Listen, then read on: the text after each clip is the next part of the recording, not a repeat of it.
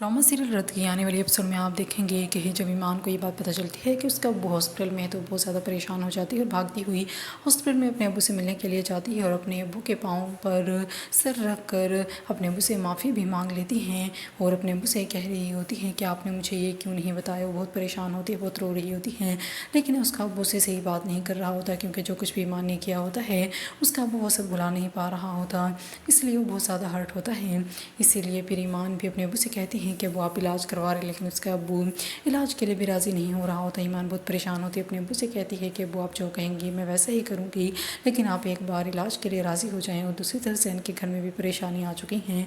अब जैन की एक तो नौकरी जा चुकी है और दूसरी तरफ उसकी काफ़ी बदनामी भी हो गई है, इसलिए उसकी अम्मी ही हंगामा कर रही होती हैं। और दूसरी तरफ अब ईमान का बहनोई भी इस बात पर डटा होता है कि घर तो बिकेगा।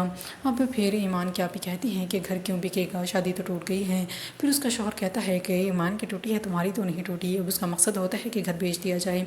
सलार दूसरी तरफ अपने मामू से ये बात कर रहा होता है कि मैं फैक्ट्री नहीं जाता। फिर उसका मामू कहता है कि मलिकियत तो तुम्हारी ही है। फिर वो कहता है कि चलाता तो कमरान भाई है, जाना तो दूर दूर की बात हो, मुझे फैक्ट्री में घुसने भी नहीं